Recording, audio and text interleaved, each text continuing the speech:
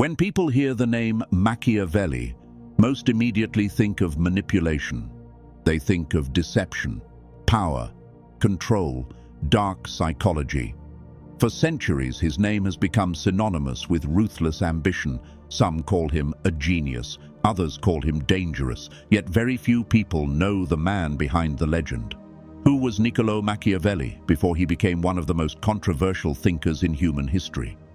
Before the books, before the quotes, before politicians, businessmen, and internet influencers turned his name into a symbol of power. There was simply a boy born in Renaissance Florence. A boy who would spend his life observing humanity with an honesty so uncomfortable that people are still arguing about him more than 500 years after his death.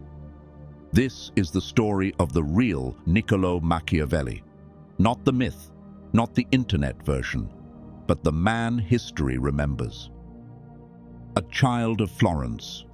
The year was 1469. Europe was a very different place. Kings ruled nations. The church held immense influence.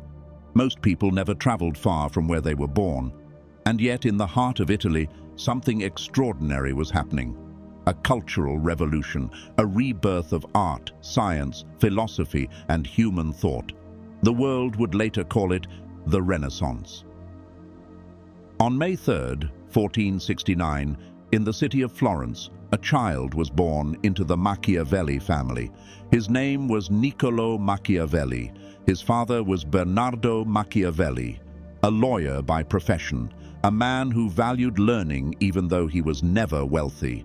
His mother was Bartolomea Nelli, an educated woman known for her religious poetry and devotion. The Machiavelli family belonged to an old Florentine lineage. They possessed respectability, but not great wealth. Unlike the powerful Medici family who dominated Florence, the Machiavellis lived modestly. Yet inside their home was something more valuable than gold: books. Bernardo maintained a personal library. For a young boy growing up during the Renaissance, books were treasures. They opened doors into worlds beyond Florence: ancient Rome, ancient Greece, military campaigns, political struggles, human ambition, human failure. Long before Machiavelli ever entered politics, he was studying people. Education of a future thinker. Unlike modern universities, Renaissance education looked very different. There is no evidence that Machiavelli earned a formal university degree, but that should not be mistaken for a lack of education. His education was extensive. He studied Latin, history, grammar, literature, rhetoric, political thought, military history.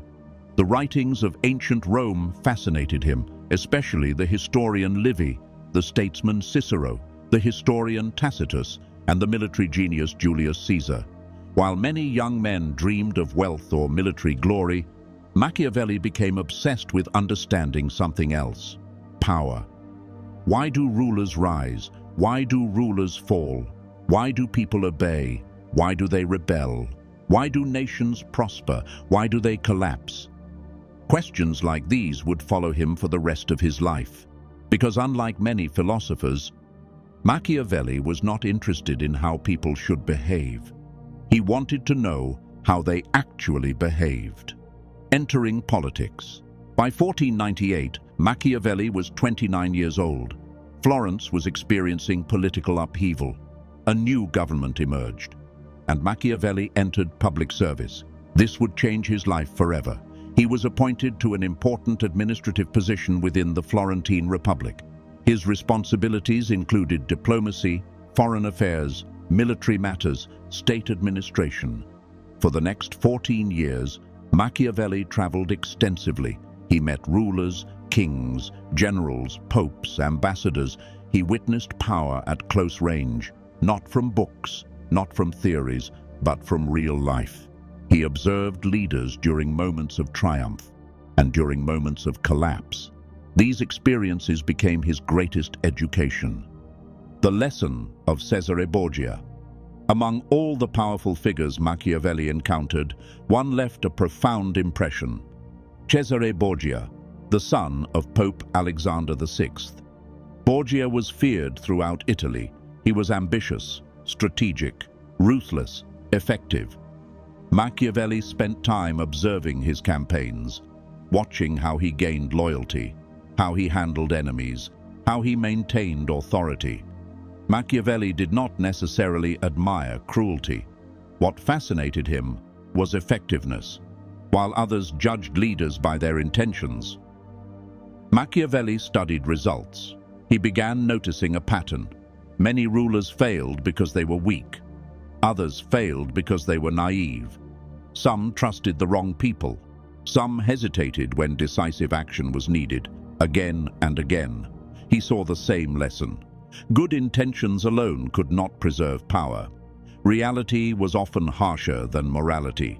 These observations would later shape the ideas for which he became famous. The fall. Then everything changed. In 1512, the powerful Medici family returned to power in Florence. The government Machiavelli had served collapsed. Almost overnight, his career was destroyed. He lost his position. His influence vanished. Soon afterward, he was accused of participating in a conspiracy against the new rulers. He was arrested, thrown into prison, interrogated, tortured. The man who once negotiated with powerful leaders now found himself powerless. The experience left deep scars. Eventually, he was released, but he was politically finished, exiled from the center of public life. Many people would have disappeared into obscurity. Machiavelli chose another path. He began to write. The writing of the prince. In 1513, while living outside Florence, Machiavelli started writing a small political manuscript. At the time, he probably had no idea that this work would make his name immortal. The manuscript was called The Prince. For centuries, readers would debate its meaning. Was it a guide for tyrants? A warning about politics? A realistic handbook for survival? Perhaps all three. The book was unlike anything written before. Machiavelli stripped away comforting illusions. He described politics not as people wished it to be, but as he believed it actually was. One of his most famous ideas was simple. People are often driven by fear, ambition, self-interest, and survival. A ruler who ignores these realities risks losing everything. This shocked many readers. Yet Machiavelli was not celebrating human flaws. He was documenting them. That distinction is often forgotten. The most misunderstood man in history. Over time, a strange thing happened. Machiavelli's name became larger than the man himself. The word Machiavellian entered language. It became associated with manipulation, scheming, cold calculation, deception.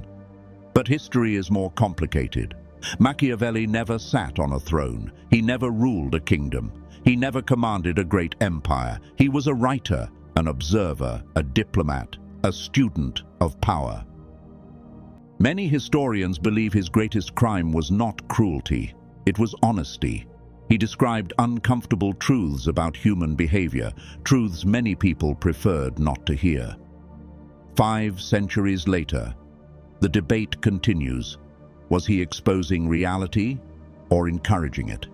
The argument remains unresolved. His final years. In his later years, Machiavelli continued writing. He produced historical works, military treatises, political commentary, theatrical plays. Among his most important works were the Discourses on Livy, The Art of War, History of Florence. Although he regained some limited political involvement later in life, he never fully recovered the influence he once possessed. On June 21, 1527, Niccolò Machiavelli died at the age of 58. The man passed away. But his ideas did not. Today, more than 500 years after his death, the world still speaks his name.